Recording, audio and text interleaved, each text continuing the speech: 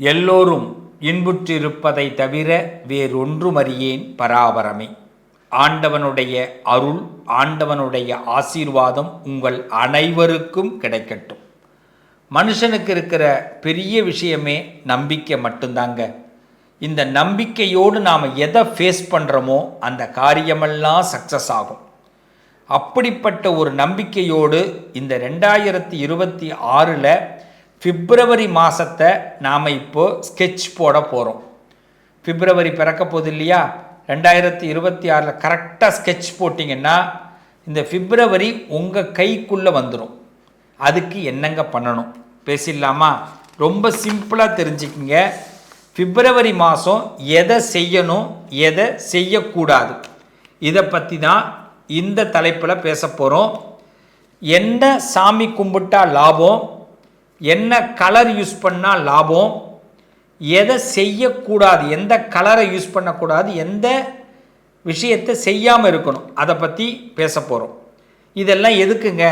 பிப்ரவரி மாதத்தை நம்ம மிஸ் பண்ணாமல் அதை லாப மாதமாக மாற்ற போகிறோம். லாப நோக்கில் பிப்ரவரி, லாப நோக்கில் பிப்ரவரி.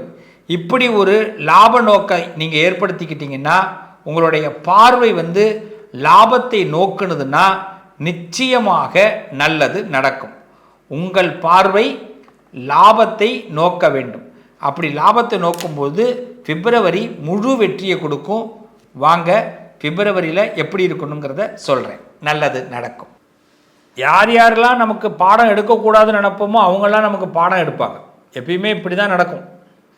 கும்பராசிக்காரர்கள் இந்த காலகட்டத்தை பொறுத்தவரை நம்ம எதை செஞ்சாலுமே பக்காவாக பிளானை போட்டு செய்யுங்க. அதுவும் முக்கியமாக பார்த்திங்கன்னா இந்த காலகட்டத்தில் ராசியில் சுக்கிரன் உட்கார போகிறார் 7ஆம் தேதிக்கு பிறகு, பிப்ரவரி மாதம் 7ஆம் தேதிக்கு பிறகு. இப்போ ராசிக்கு 12ல் இருக்கார். நமக்கு பிடிக்காத காசு செலவாகும். கும்பராசிக்கு பிடிக்காத செலவு நடந்துக்கிட்டு இருக்கு. இப்போது உங்களுக்கு பிடிக்காது, இன்னொருத்தவங்களுக்கு பிடிக்கும். அந்த செலவை நீங்கள் பண்ணிகிட்டு இருப்பீங்க. விரைய செலவு, விரைய காலம் 7ஆம் தேதி வரைக்கும் கொஞ்சம் அமைதியாக இருக்கும். வேறு ஒன்றும் வாயை விட்டுறாதீங்க. பிப்ரவரி மாதம் 7ஆம் தேதிக்கு பிறகு கும்பத்துக்கு பிடிச்ச செலவு பண்ணலாம். நீங்கள் பிடிச்ச செலவு பண்ணலாம். உங்களுக்கு பிடிச்ச ஒரு உலகத்துக்குள்ளே நீங்கள் போவீங்க. ஒரு நிம்மதி கிடைக்கும். யாரோ உங்களுக்கு ஹெல்ப் பண்ணியிருப்பாங்க. அந்த ஹெல்ப் இப்போ பயன்படும் 7ஆம் தேதிக்கு பிறகு. அதுவும் 13ஆம் தேதியிலேருந்து சூரியன் உங்கள் ராசியிலே உட்கார்றார். அவசியமாக உங்கள் கௌரவத்தை காப்பாற்றிக்கிறதுக்காக, உங்கள் கௌரவம் மேம்படுவதற்காக பெரிய மனுஷங்களை சந்திக்க வேண்டிய வாய்ப்பு ஏற்படும். நல்ல பழக்க வழக்கங்கள் ஏற்படும். கான்டாக்ட் அதிகமாகும். இந்த காலகட்டத்தில் அதை பயன்படுத்துங்க. ஒரு செல்ஃபோனில் ஒரு சின்ன கான்டாக்டை கூட மிஸ் பண்ணாதீங்க. ஒருத்தவங்க எந்த ஃபோனையும் மிஸ் பண்ணாதீங்க. அதில் ஒரு கான்டாக்ட் உருவாகும். ராசியிலேயே ராகுவும் தொடர்றார். புதன் வக்கரமாகிறார் பிப்ரவரி 20. ஸோ இப்படி ஒரு பிளானட்லாம் அப்படி அமையும் போது எனக்கு தெரிஞ்சு கோபத்தை மட்டும் தவிர்த்துருங்க. கும்பராசிக்காரர்கள் கோபம் வரும். ஏன்னா பக்கத்தில் இருக்கிறவங்க எல்லாம் கோபம் மூட்டுற மாதிரி, அது முகத்தை பார்த்து பேசாதீங்க. கும்பராசிக்காரவங்க யார் முகத்தையும் பார்த்து பேசாதீங்க. இன்றைக்கி ஒரு இன்டிமேஷன் வச்சுங்க. உங்களுக்கு யாராவது, ஏன்னா முகத்தை பார்த்து பேசிங்கன்னா கோபம் வந்துடும் உங்களுக்கு. இன்னொருத்த முகத்தை பார்த்து பேசினா என்ன, அவங்க முகம் சுளிக்கிறது உங்களுக்கு பிடிக்காது. நீங்கள் கேட்குற ஒரே ஒரு வார்த்தை, ஏன் உண்மையாயிரேன், ஏன் பொய்யா இருக்கிற, ஏன் உனக்கு தகுந்த மாதிரியே நான் வாழணும்னு நினைக்கிற, எனக்கு தகுந்த மாதிரி ஒரு நாள் நான் வாழக்கூடாதா, அப்படி நினைக்கக்கூடியவர்கள் தான் கும்பராசிக்காரர்கள். ஆனால் வாழ விடமாட்டாங்க. மற்றவங்களுக்கு தெரிஞ்ச மாதிரியே தான் வாழணும். அப்போ நிர்பந்த வாழ்க்கையை வாழ்ந்து கொண்டு இருக்கிற கும்பராசிக்கு இந்த காலகட்டத்தில் யாரும் முகத்தையும் பார்த்துடாதீங்க. முகத்தை பார்த்தாலே கோவந்துடும். முகத்தை பார்க்காம வேலையை முடிச்சு போ, உனக்கு என்ன வேணும் செய்யணுமா செஞ்சு தரேன், இப்படி ஒரு யதார்த்தமாக ஒரு சூழ்நிலையை கொண்டு போங்க. இந்த நேரத்தில் வார்த்தைகளில் ஆல்ரெடி சனி பகவான் 2ல் உட்காந்துருக்கார். வார்த்தையில் கவனமாக இருங்க. நான் முன்னாடி சொல்லிக்கிறேன். இப்போ இந்த ராகுவும் இல்லையே உட்காந்து சூரியனும் உள்ளே என்ட்ரி ஆகும்போது கோவம் இன்னும் கொஞ்சம் வரதான் செய்யும். ஏன்னா உண்மைக்கு குரல் கொடுக்குறவங்க. ஒரு பொய் நடக்குது, தப்பு நடக்குது, பொய் சொன்னால் ஏன்டா பொய் சொல்லணும்னு கேட்க தோணும். ஆனால் கேட்க முடியாதே, என்ன பண்ணுறது? நம்ம சிக்கி இருக்கிறது அப்படி. பொய் சொல்லுவாங்க, கேட்க முடியாது. அப்போ பார்த்து தான் நம்ம செயல்படணும். 3ஆம் இடம், 4ஆம் இடம், 5ஆம் இடத்துல குரு. நல்ல காரியங்கள் நடக்கும். உங்களுக்கு பிடிச்ச மாதிரி வாழ்ந்துங்க. உங்களுக்கு பிடிச்ச இடத்துக்கு போங்க, பிடிச்ச இடத்துக்கு வாங்க. பிடிச்ச மாதிரி பேசுங்க, புதிய நண்பர்களை உற்பத்தி பண்ணிக்கிங்க, உண்டாக்கிங்க. உங்களுக்கு பிடிச்ச மாதிரி சில பேர்கிட்ட பேசி பழகுங்க. எதுவும் வேண்டான்னு இப்போதைக்கு விலகி இருக்காதீங்க. மனசு அப்படி தான் தோணும், வெறுமையை தோணும். எதுவும் வேண்டாங்க, இந்த உலகமே தப்பான உலகம், கெட்ட உலகம் அப்படிலாம் கூட தோணும். உலகம் கெட்ட உலகம் இல்லை, கெட்ட மனிதர்கள், அவ்வளோதான். உலகம் நல்லது தான். நம்ம சந்திக்கிறவர்கள்லாம் கொஞ்சம் கெட்டவர்களை சந்திச்சுட்டு இருக்கோம். 7.5 சனி, அதனால் நல்லவன் யார் கெட்டவன் யாருன்னு தெரியல, கெட்டவனாக பார்த்து நின்றுட்டுருக்குறான், நமக்கு பிடிக்கல. இந்த 7.5 சனின்னு ஒரு 2.5 வருஷம் வேறு இருக்குது. அதனால் இந்த 2.5 வருஷம் முடியட்டும். நமக்கு ராஜாக்கள் காலம். கெட்டவர்கள்லாம் ஒழிஞ்சிருவாங்க, நல்லவர்கள் தான் இருப்பாங்க. அப்போ பொய் பேசுகிறவர்களை கண்டால் பிடிக்காது கும்பத்துக்கு. ஏன்டா பொய் பேசுகிறேன்னு கேட்க தோணும், ஆனால் கேட்க முடியாதே, வாயை கட்டி போட்டிருப்பாங்க, எதிர்க்க முடியாது. அதனால் கும்பராசிக்காரர்கள் இந்த காலகட்டத்தில் குரு அஞ்சல் இருக்கிறனால தைரியமாக புது நண்பர்கள் மூலமாக சில விஷயத்தை காரியம் மூலமாக சாதிங்க. ஆலய பிரவேசங்கள் நிறையா பண்ணுங்கள், கோயில்களுக்கெல்லாம் நிறையா போங்க. சிவங்கோயிலாக போங்க, நிறைய சிவங்கோயில் போங்க, ரொம்ப நல்லது. பெருமாள் கோயிலுக்கு போங்க சனிக்கிழமையில், ரொம்ப நல்லது. 6வது வீடு 7வது வீட்டில் கேது இருக்கார். இப்போ போய் ஃபிலாசபிலாம் பேசாதீங்க, இல்லற வாழ்க்கையில் தத்துவம் பேசாதீங்க. கும்பராசி எப்பயுமே இல்லற வாழ்க்கையில் தத்துவமே பேசக்கூடாது. புருஷனை திருத்த பொண்டாட்டி நினைக்கக்கூடாது, பொண்டாட்டியை திருத்த புருஷனை நினைக்கக்கூடாது. எல்லாம் பட்டு தான் திருந்தன்னு விட்டுட்டு போயிட்டே இருக்கணும். திருத்தறதுக்கு முயற்சி பண்ணிங்கன்னா நம்மளை வருந்தி உட்காந்துருக்கணும். எது பேசினாலுமே ஃபால்ஸுன்னு முடிவு பண்ணிவிடுவாங்க. நம்ம ட்ரூவாக தான் பேசியிருப்போம், ரைட்டாக தான் பேசியிருப்போம், அவங்க பார்வையில் அது ஃபால்ஸ். அதுக்கு நம்ம ஃபால்ஸில், கொடைக்கானலில் போய் ஃபால்ஸில் கூட உட்காந்துருக்கலாம், சில்வர் ஃபால்ஸில் உட்காந்துருக்கலாம், இந்த ஃபால்ஸுங்கிற பேரை வாங்கிறதுக்கு. 7ல் கேது, இந்த 7ல் கேது தொடர்றார். இன்னும் கொஞ்சம் பொறுமை வேணும். எவ்வளோதாங்க பொறுமையாக இருக்கிறது? கவலைப்படாதீங்க. ஒரு மாட்டோடைய தோலை பிரித்து அதை கிழித்து அதை இன்னும் நல்லா விரித்து அது ஒரு இன்ஸ்ட்ருமெண்ட் உற்பத்தி பண்ணுறாங்க இல்லையா, அது எப்படிப்பட்ட அருமையான சத்தத்தை கொடுக்குது. அவ்வளோ கஷ்டப்பட்டு அந்த மாட்டு தோல் கூட ஒரு இனிமையான இசையாக வெளியில் வரும்போது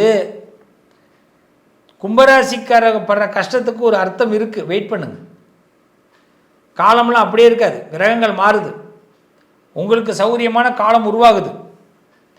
அதனால் கும்பராசிக்காரர்களும் அவ்வளோ சீக்கிரம் அவ்வளோ நஷ்டத்தை பார்த்துட மாட்டீங்க. சில மனுஷங்க படுத்துகிற பாடு தான் உங்களுக்கு சிரமத்தை கொடுக்குறதே தவிர உங்கள் எண்ணம் நல்லா இருக்குது. உங்கள் எண்ணம் நல்லா இருக்கிறனால அந்த எண்ணம் உங்களை உயர்த்தி கொண்டு போயிட்டே இருக்கும். ஏன்னா உங்களுக்கு லாப நோக்கில் பார்க்க தெரியாது, எல்லோரும் நல்லா இருக்குன்னு பார்க்க தோணும். லாப நோக்கில் பார்க்க தெரிஞ்சால் மற்றவன மாதிரி நம்மளும் பெரிய ஆளாக இருக்கலாம். நல்லா இருக்குன்னு நினைக்கிறதுனால இவ்வளோ பிரச்சனை இருக்கான்னு இப்போ தான் தெரியும். இந்த காலகட்டத்தை பொறுத்த வரைக்கும் ஐயனார்னு சொல்லுவாங்க, வீரபத்திரன்னு சொல்லுவாங்க, முனீஸ்வரன் சொல்லுவாங்க. இது மாதிரி உக்கிரமான தெய்வங்களை இப்போ வழிபாடு பண்ணுங்கள். வராகி, துர்க்க, பிரத்யங்கராதேவி, சரபேஸ்வரர், இது மாதிரி சுவாமி கும்பராசி கும்பிடணும். இப்போ உக்கிரமான தெய்வம் இந்த நேரத்துக்கு தேவை. மழை காலத்தில் எப்படி காரம் தேவையோ இது மாதிரி மனசில் மற்றவங்க செய்கிறது பிடிக்காத நேரம். இப்போ நமக்கு உக்கிரமான தெய்வத்தை நம்ம கும்பிடும்போது நம்ம நல்ல வழிக்கு போவோம். இல்லைன்னா அதே உக்கிரத்தை அவங்கள்ட்ட காட்டினா எதிர்ப்பாகி கஷ்டமாயிடும். இப்போ நிறைய பேரை கண்டால் உங்களுக்கு பிடிக்காது. இப்போ அதனால் நீங்கள் உக்கிரமான தெய்வத்தை கும்பிடுங்க.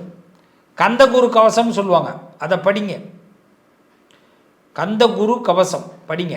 கும்பராசி மேன்மை அடைவீங்க. உக்கிரமான தெய்வத்தை வழிபாடு பண்ணுங்கள். தேவையில்லாதவர்களோட பேசாதீங்க, பழகாதீங்க. உங்கள் பார்வையில் சில விஷயங்கள் தப்பாக பட்டுதுன்னா விலகி இருங்க.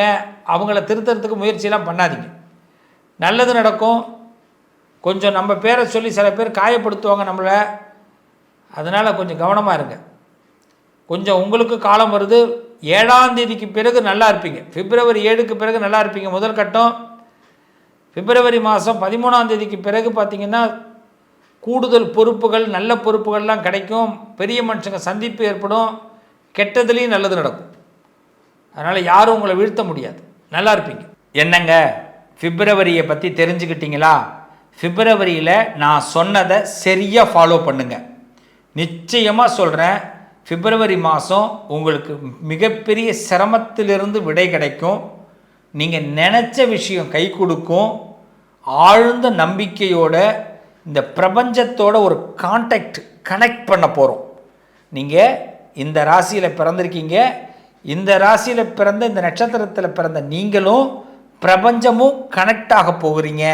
இந்த கனெக்டில் லாபம்தான் ஏற்பட போகுது. அதற்கான உத்தரவாதத்தை நான் கொடுக்குறேன். நாம் என்னங்க பெரிய விஷயத்தை பண்ண போகிறோம்? ஒரு காதால் கேட்குற விஷயத்தை தொடர்ந்து செய்ய போகிறோம். செஞ்சு பார்ப்போமே, நல்ல பலன் அனுபவிப்புமே, நல்லது நடக்குங்க. அன்னதானம் போடுங்க. இந்த பிப்ரவரி மாதத்தில் நிறைய நல்லது நடக்க போகுது. அன்னதான நிகழ்ச்சியில் கலந்துக்குங்க. அன்னதானத்திற்காக செலவு பண்ணுங்க. உங்களுக்கு அன்னதானம் செய்யும் பொழுது நிறைய நல்ல பலன்கள் ஏற்படும்.